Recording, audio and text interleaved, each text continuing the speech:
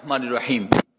मैदान हदीस, फन हदीस, उलूम हदीस की इल्म हदीस पर सबसे पहली किताब का आज हम तारुफ करवाएंगे कि जो इल्म हदीस पर बाकायदा तौर पर सबसे पहली किताब गालिबन लिखी गई है वो कौन सी किताब है। इमाम हसन बिन अब्दुर्रहमान रामा हुर्मुजी अल मुतवफ़ा 360 हिजरी, इन्होंने किताब लिखी है अल मुहद्दिसुल फासिल बैन अर्रावी वल वाई। ये अल मुहद्दिसुल फासिल बैन अर्रावी वल वाई मुहद्दिसीन किराम के नजदीक सबसे पहली फन हदीस की किताब है।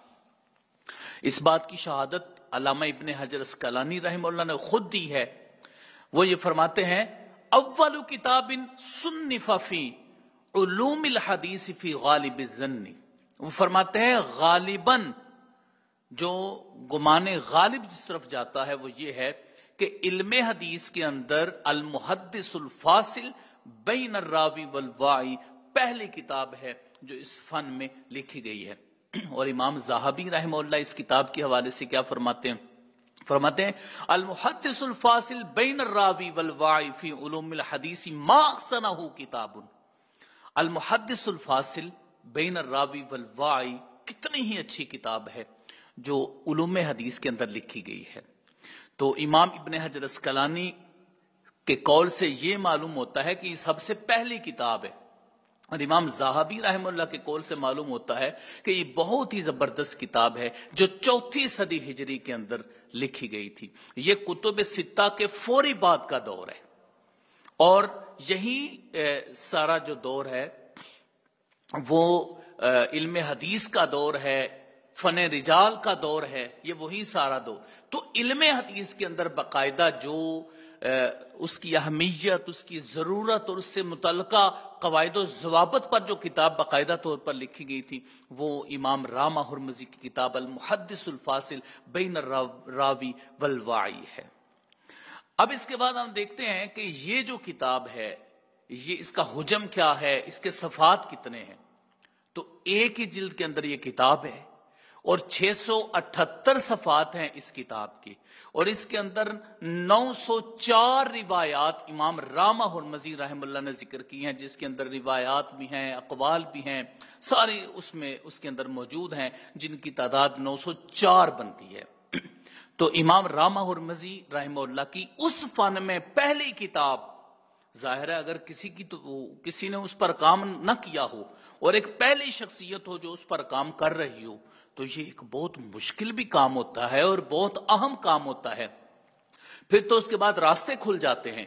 तो इमाम रामा हुर्मुजी रहमतुल्लाह की ये खसूसियत है कि आपने सबसे पहले अल मुहद्दिसुल फासिल बैन अर्रावी वल वाई पर बाकायदा तौर पर एक किताब लिखी है, जबकि मुख्तलिफ हैसियतों से मुख्तलिफ चैप्टर्स में और मुख्तलिफ अनावीन के तहत कुछ ना कुछ इसके हवाले से मौजूद था, लेकिन एक जमा करके बाकायदा तौर पर एक किताबी शक्ल तश्कील देना ये इमाम रामा हुर्मुजी रहमहुल्लाह अल मुतवफ़ा 360 हिजरी का कमाल है। इमाम रामा हुर्मुजी रहमतुल्लाह ने ये जो किताब लिखी है इसका उसलूब क्या इख्तियार किया। सबसे पहली बात तो यह है कि ये किताब के आगाज में एक मुकद्दमा लेकर आते हैं। मुकद्दमा लाने के बाद फिर बाकायदा तौर पर उसकी अबवाब बंदी करते हैं और मुख्तलिफ अबवाब में फन हदीस को समेटते हैं और उन पर जो रिवायात और अहादीस जिक्र करते हैं उसकी बाकायदा तौर पर असानीद लेकर आते हैं, सनद के साथ सारे अकवाल और रिवायात को जिक्र करते हैं। तो इमाम रामा हुर्मुजी रहमहुल्लाह आप जिस वक्त कोई भी रिवायत लेकर आते हैं तो सनद के बाद वो रिवायत और फिर उसके बाद कभी कभार किसी किसी मकाम पर वो उस सनद के अंदर मौजूद रावी के अहवाल भी बयान करते हैं और उस रावी के मुतल्लक भी आगाह करते हैं। फिर उसके बाद कभी कभार ऐसा भी होता है कि उन अल्फाज की तशरीह भी कर रहे होते हैं और कभी ऐसा भी होता है कि वो किसी भी रिवायत या किसी भी चीज के लिए साथ साथ कभी कभी अशार भी जिक्र कर देते हैं अरबी के। तो इस खूबसूरत उसलूब के साथ उन्होंने ये किताब लिखी है इमाम हसन बिन अब्दुर्रहमान रामा हुर्मुजी रहमहुल्लाह ने। अब आते हैं थोड़ा सा मजीद इसकी तफसील की तरफ के जो मबाहिस उन्होंने अपनी किताब के अंदर जिक्र किए हैं वो कौन से मबाहिस हैं। तो मुकद्दमा के बाद फिर जिस बाब का वो बाकायदा तौर पर जिस बाब से अपनी किताब का आगाज करते हैं वो है बाबु फज़ल नाक़िली लिसुन्नति रसूलिल्लाह सल्लल्लाहु अलैहि वसल्लम, यानी रसूलुल्लाह सल्लल्लाहु अलैहि वसल्लम की सुन्नत को नकल करने वाले या रिवायत करने वाले की फजीलत का बाब। इसके अंदर फिर वो रिवायात को बयान करते हैं। एक रिवायत में अर्ज करता हूं, जो दो रिवायात अर्ज करता हूं जो उन्होंने बयान किया बाकायदा तौर पर। एक ये फरमाते हैं कि रसूलुल्लाह सल्लल्लाहु अलैहि वसल्लम ने अल्लाह की बारगाह में अर्ज की, अल्लाहुम्मा अरहम खुलफाई, ए अल्लाह मेरे खुलफा पर रहम फरमा। सहाबा इकराम ने अर्ज की, या रसूलुल्लाह सल्लल्लाहु अलैहि वसल्लम मन खुलफाओ का, आपके खुलफा कौन हैं? तो रसूलुल्लाह सल्लल्लाहु अलैहि वसल्लम ने फरमाया, अल्लज़ीना यरबूना अहादीसी व सुन्नती व युअल्लिमूनहा लिन्नास। फरमाया वो जो मेरी अहादीस और सुन्नतों को रिवायत करते हैं और लोगों को मेरी अहादीस सिखाते हैं, वो मेरे खुलाफा हैं। इसको इमाम तबरानी ने मौजमुल कबीर में भी रिवायत किया और खतीब बगदादी ने भी रिवायत किया इसको। तो ये जो रिवायत है इसका मतलब ये है कि रसूलुल्लाह सल्लल्लाहु अलैहि वसल्लम के वो लोग खुलफा हैं जो अहादीस को रिवायत करते हैं और लोगों को रसूलुल्लाह सल्लल्लाहु अलैहि वसल्लम की अहादीस सिखाते हैं। और दूसरी रिवायत जो इसके जिम्मन में वो लेकर आए हैं वो नद्दरल्लाहु इमरान वाली लेकर आए हैं, नद्दरल्लाहु अब्दन समिया मिन्ना हदीसन फहाफिज़हा कमा समियाउ। फरमाया अल्लाह उसके चेहरे को अल्लाह उसको तरोताजा रखे जिस शख्स ने मेरी हदीस सुनी, मेरी हदीस को याद किया जिस तरह उसको सुना था। तो इसका मतलब है कि ये जो शख्स भी रिवायत कर रहा है और आगे पहुंचा रहा है उसकी फजीलत में इन्होंने ये अहादीस रिवायत की हैं। फिर उसके बाद आगे ये बाब जिक्र करते हैं, बाब फज़ल तालिबी लिसुन्नति रसूलिल्लाह सल्लल्लाहु अलैहि वसल्लम, रसूलुल्लाह सल्लल्लाहु अलैहि वसल्लम की सुन्नत के हासिल करने वाले की फजीलत। जो तालिब हदीस है, तालिब सुन्नत है, उसकी फजीलत इसके अंदर इन्होंने बयान की है। और उसके जिम्मन में हजरत अबू सईद खुदरी रदी अल्लाह तआला अन्हु की एक रिवायत जिक्र करते हैं।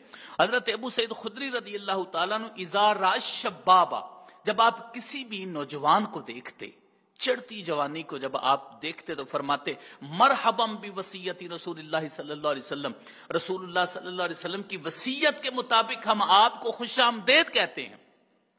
फिर उसके बाद फरमाते हैं, अमराना अन नुहफ्फिज़कुमुल हदीसा, हमें रसूलुल्लाह सल्लल्लाहु अलैहि वसल्लम ने हुक्म दिया है कि हम तुम्हें अहादीस जुबानी याद करवाएं, व नुवस्सिअ लकुम मजालिसकुम, और तुम्हारे लिए अपनी मजलिसों को वसी कर दें। इसका मतलब है कि जब कोई हदीस का तालिब इल्म आता था तो हजरत अबू सईद खुदरी रज़ियल्लाहु तआला अन्हु के लिए मजालिस को वसी कर दिया करते थे और बाकायदा तौर पर उन जवानों के लिए एहतमाम किया करते थे अहादीस मुबारका का। तो ये सहाबा इकराम की सुन्नत है जवानों को हदीस पाक के लिए तैयार करना, उनको हिफ्ज करवाना, बच्चों को हिफ्ज करवाना, नौजवानों को अहादीस हिफ्ज कराना, जिस तरह आजकल बाद मदारस से हिफ्जुल हदीस में हो रहा है। अल्हम्दुलिल्लाह जो हमने कोशिश का आगाज किया उसके नतीजा में मुख्तलिफ मकामात पर अहादीस मुबारका की बाकायदा तौर पर हिफ्ज की क्लासेस लगाई जा रही हैं। तो हम मजीद कोशिश करें, मजीद उलमाए एहतिशाम कोशिश करें कि जो अपनी मसाजिद में नाजरा के बच्चे हैं, अपने मदारस में हिफ्जुल कुरान के बच्चे हैं, जो दरस निज़ामी के बच्चे हैं, उनको बाकायदा तौर पर हिफ्जुल हदीस की तरफ रुझान करवा के उनको हदीस जुबानी याद करवाई जाए। फिर उसके बाद उन्होंने नियत के बारे में बाब बांधा, बाबुन फिन नियत, नियत के बारे में बाब बांधा। फिर उसके बाद तहारत के बारे में बांधा।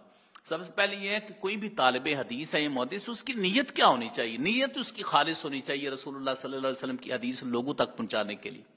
फिर हदीस के हुसूल से पहले तहारत का बाकायदा तौर पर एहतमाम होना चाहिए। बगैर तहारत के रसूलुल्लाह सल्लल्लाहु अलैहि वसल्लम की हदीस को पढ़ने को मुहद्दिसीन किराम ने बेहतर किसी सूरत नहीं समझा। तमाम असलाफ का यही तरीका था कि वो पहले तहारत हासिल किया करते, फिर उसके बाद हदीस मुबारका की तरफ आते थे। फिर उसके बाद औसाफ तालिब हदीस बयान किए कि एक तालिब हदीस के औसाफ क्या होने चाहिए, उसमें कौन से ऐसे वस्फ होने चाहिए, किस तरीके से उसको रसूलुल्लाह सल्लल्लाहु अलैहि वसल्लम की हदीस सीखनी चाहिए, यह भी उसमें बयान कर दिया उन्होंने। फिर उसके बाद जो मुहद्दिसीन किराम सफर करते रहे उनके बारे में कुछ शेर जिक्र किए और कुछ अकवाल जिक्र किए कि जो हदीस के लिए सफर करता है उसका मकाम मर्तबा क्या है, वो इस किताब के अंदर इन्होंने जिक्र कर दिया। پھر اس کے بعد کچھ اسفار بیان کیے کہ کوفہ سے بصرہ کی طرف کا سفر، واسط سے بصرہ کی طرف کا سفر، خراسان سے عراق کی طرف کا سفر جن جن لوگوں نے کیا، اس حوالے سے بھی انہوں نے ان کو بیان کیا۔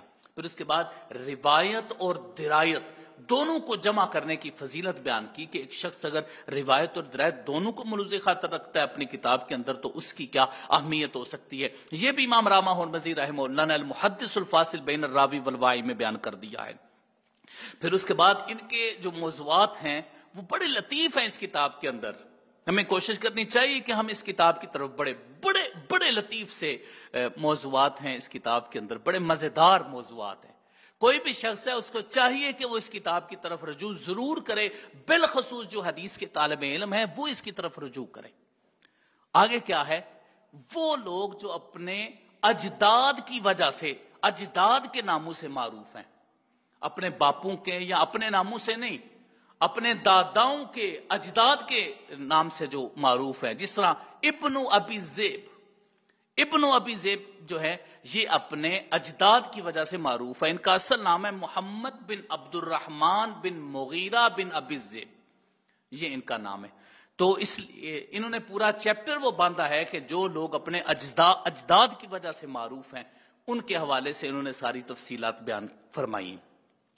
اچھا، اس کے بعد یہ لے کر آتے ہیں جو اپنی ماؤں کی وجہ سے، اپنے ماؤں کے ناموں سے معروف ہیں، ان کے بارے میں بھی یہ باقاعدہ طور پر ایک باب قائم کرتے ہیں۔ کتنا زبردست اس فن کا ایک باب ہے کہ جو اپنی ماؤں کے ناموں کے ساتھ پہچانے جاتے ہیں، جس طرح ابن علیہ، ابن علیہ، علیہ ان کی والدہ کا نام تھا تو اسی نام سے وہ پہچانے جاتے ہیں۔